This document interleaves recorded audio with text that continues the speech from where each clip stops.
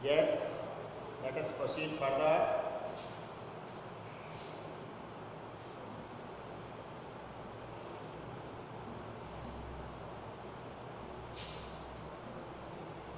The march of mind.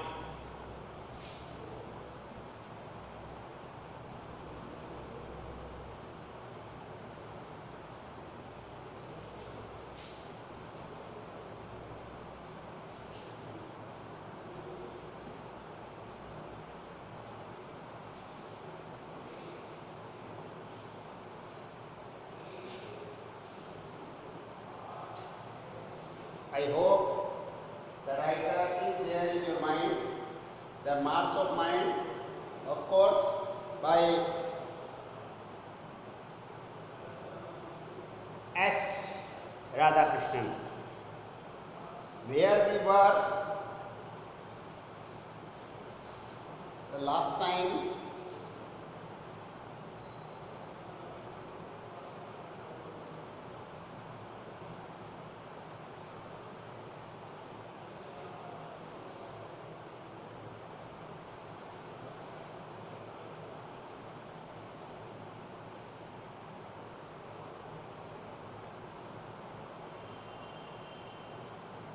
Yes.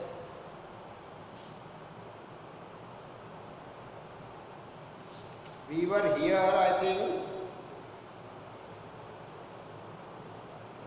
page number 10.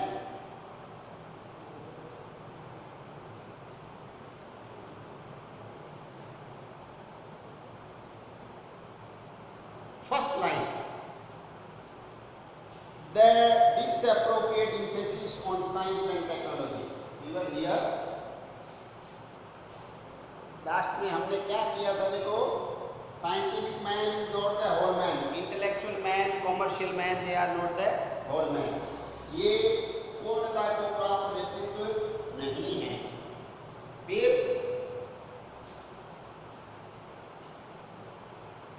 the disappropriate emphasis on science and technology has been causing concern to thinking man all over the world. क्या हो रहा है?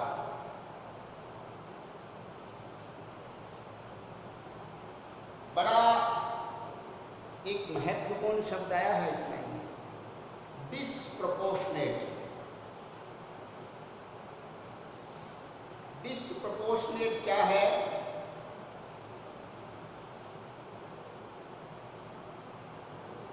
आवश्यकता के अनुसार अनुपात में न होना, नॉट इन प्रॉपर प्रोपोर्शन. जैसे सपोज कि हमें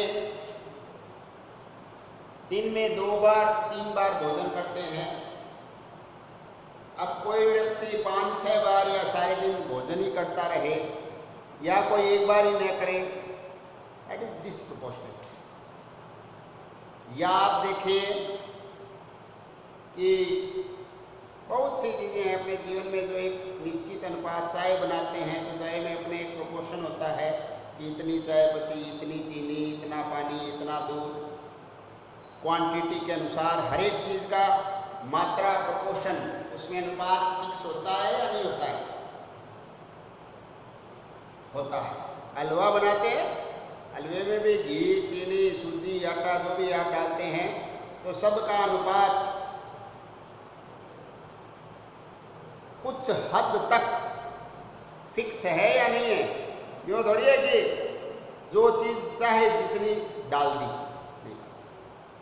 वैसा ही ये क्या बता रहे हैं, emphasis on science and technology, कि ज्ञान और तकनीक पर असंतुलित, एम्फेसिस का मतलब जोर दिया जाना, has been causing concern to thinking man all over the world. गलत अनुपात में जोर दिया जाना पूरी दुनिया के जो सोच विचार करने वाले लोग हैं उनके लिए चिंता का विषय है. पूरी दुनिया के जो विचार करने वाले लोग हैं उनके लिए एक चिंता का विषय है कि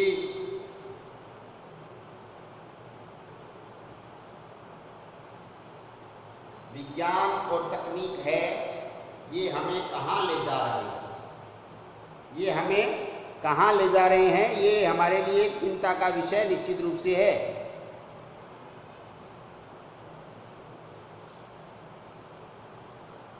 The great crimes against civilization are committed not by the primitive and uneducated but the highly educated and so-called civilized।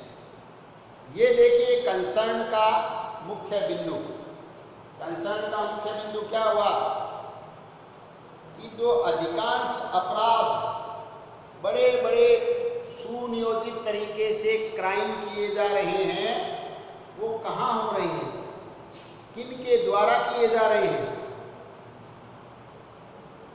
वो कोई प्रिमिटिव का मतलब है आदिम युग में रहने वाले अनपढ़ लोगों के द्वारा नहीं किए जा रहे, इनके द्वारा किए जा रहे हैं। अरे दुनिया में जो सोच विचार कर बड़े पैमाने पर क्राइम हो रहा है, वो सो कॉल्ड, इन्होंने शब्द काम में लिया, तथा कथित रूप से पढ़े लिखे और सिविलाइज लोगों के द्वारा किया जाता है। एक्चुअल में सिविलाइज नहीं है, ध्यान रखें, सो कॉल्ड सिविलाइज कि वो तथा कथित रूप से सिविलाइज लोग बन जाते हैं, अपने आप में स्वघोषित सिविलाइज लोग हैं, बाकी वो बड़े खतरनाक अपराधी हैं। खतरनाक अपराधी कैसे बन गए हैं कि वो पढ़े लिखे अपराधी हैं, उनको विज्ञान तकनीक का अच्छा नॉलेज होता है। क्यों बनते हैं भाई दबे?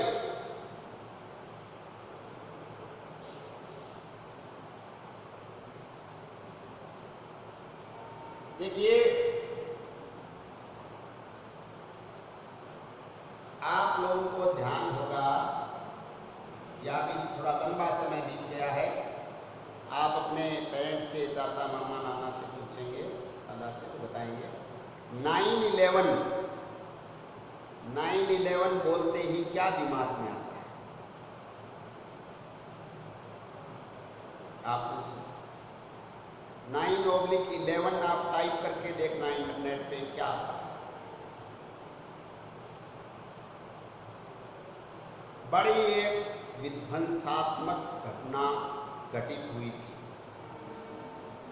दुनिया के सबसे सिविलाइज्ड और सुरक्षित फोर्टिफाइड एरिया में किनके द्वारा की गई? आप देखिए कि सुसाइडल एरोप्लेन तैयार हुआ और इतना जबरदस्त टकराहट और धमाका वर्ल्ड ट्रेड सेंटर पर एरोप्लेन से, आत्मघाती एरोप्लेन से हमला हुआ। अभी बच्चे जिक्र करते हैं, नई पीढ़ी आप लोगों की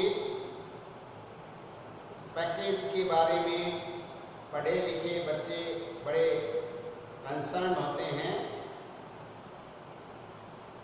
तो आप लोगों को पता होना चाहिए कि एरोप्लेन का पायलट बनने की योग्यता रखने वाला व्यक्ति को बहुत बड़ा पैकेज मिलता है, और उसकी योग्यता निश्चित रूप से अव्वल दर्जे की होती है। एरोप्लेन उड़ाना कोई बच्चों का खेल नहीं, और वो टारगेट करके आप सोचिए कि वर्ल्ड ट्रेड सेंटर पे हमला हुआ, तो जो पायलट उड़ा रहा था, क्या उसको उड़ाना नहीं आता था? क्या उसमें कैलिबर नहीं था? क्या अयोग्य व्यक्ति था? ऐसा आप और हम नहीं कह सकते। फिर उनको हमारा समाज, हमारी व्यवस्था है, वो सही दिशा नहीं दे पाई। इस तथ्य को हमें स्वीकारना पड़ेगा। हमारी जो वर्तमान व्यवस्था है उसमें जो पढ़े लिखे हाईली इंटेलेक्चुअल बच्चे होते हैं उनको उनकी योग्यता के अनुसार फैसिलिटी नहीं मिलती और अनावश्यक परेशानियां उठानी, तो वो परेशान होकर हथियार उठा लेते हैं, विद्रोही प्रवृत्ति के हो जाते हैं और आतंकी ताकतें ऐसे लोगों को बड़ा जल्दी खींचती है अपनी ओर। ये पढ़ा लिखा विद्रोही प्रवृत्ति का व्यक्ति है, इसको हम हमारी तरफ शामिल कर लें तो ये बड़ा भारी विध्वंस करने में हमारा सहयोग कर सकता है। एजुकेटेड और सो कॉल्ड सिविलाइज्ड लोग, देखिए, ग्रेट क्राइम्स अगेंस्ट सिविलाइजेशन, हमारी सभ्यता के मिटाने के लिए जो बड़े अपराध किए जा रहे हैं वो किनके द्वारा किए जा रहे हैं? एजुकेटेड लोगों के। अनपढ़ लोगों से प्लस पॉइंट हमें क्या देखना चाहिए कि बड़ा भारी कोई बेनिफिट नहीं होता, तो प्लस पॉइंट क्या है कि वो हमारी सभ्यता के लिए, हमारे अस्तित्व के लिए कम से कम नुकसानदायक नहीं है। वो कोई भारी नुकसान करते भी नहीं है, सोचते भी नहीं है, उनका एक सामान्य सा जीवन होता है। अब जो एम्बिशियस लोग हैं, बड़े भारी पढ़े लिखे हैं, उनकी आकांक्षाएं पूरी नहीं हो पाती, तो वो विद्रोह पर उतर आते हैं। One recalls the saying that most civilized state is no further from barbarism than the most polished steel is from rust. देखिए, बड़ी ही महत्वपूर्ण उक्ति बता रहे हैं हमें राधा कृष्णन। क्या बता रहे हैं? रिकॉल्स का मतलब हमें वापस याद आता है, पता चलता है। सेइंग कहावत, most civilised state is no farther from barbarism, जो सबसे सिविलाइज्ड स्टेट, सभ्य राज्य है, वो बहुत ज्यादा दूर नहीं होता है। किससे? बार्बरिज्म क्या होता है? क्रूरता, पशुवत रहना, पशु के समान जीवन जीना।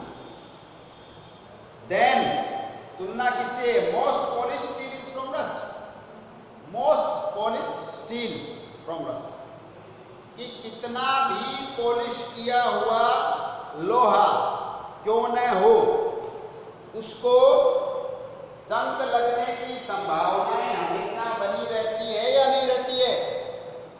उसको जंग लगने की संभावनाएं निश्चित रूप से हर समय बनी रहती है, क्योंकि है तो लोहा ही। उसी तरीके से मनुष्य जाति कब भटक जाए नैतिकता के अभाव में, आप और हम नहीं कह सकते। इसलिए ये कह रहे हैं कि जो विज्ञान है, टेक्नोलॉजी है, सिर्फ उसी का अध्ययन मनुष्य को पूर्णता की ओर नहीं ले जाता, क्योंकि पॉलिश्ड स्टील है, उसके भी जंग लग सकता है। सिविलाइज्ड लोग हैं, वो बर्बरता की ओर बढ़ सकते हैं, कभी भी हिंसक हो सकते हैं, तो ऐसा भी हो सकता है। Scientist have now found means by which human life can be wiped off the surface of this planet. देखिए, विज्ञान की तरक्की तो है, पर इतने अधिक विध्वंसात्मक हथियार, इतने अधिक विध्वंसात्मक चीजें विज्ञान ने बना ली है, इस धरती को समूल नष्ट करने के लिए पर्याप्त।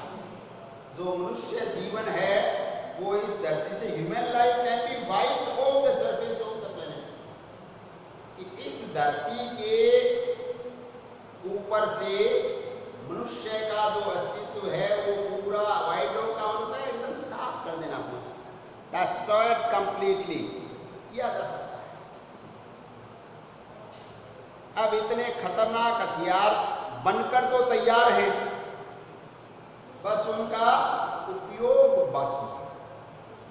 उपयोग हुआ, एक आदमी, दो आदमी, पांच आदमियों के कभी सनक से पूरी मानव जाति नष्ट होने के कगार पर पहुंच सकती है। इतनी बड़ी थ्रेट है, इतनी बड़ी एक आप समझे धमकी है, असुरक्षा का भाव है। इसके लिए पूरी मनुष्य जाति के लिए, पूरी मनुष्य जाति के लिए बड़ा भारी असुरक्षा का भाव है, क्योंकि ऐसे हथियार तो बन ही गए हैं।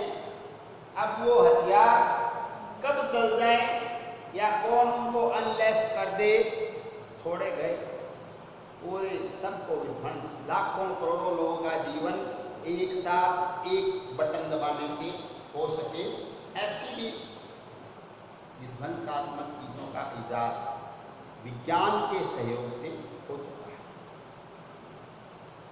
Of the many problems that now face the leaders of the world, none is of greater consequence than the problem of saving the human race from extinction.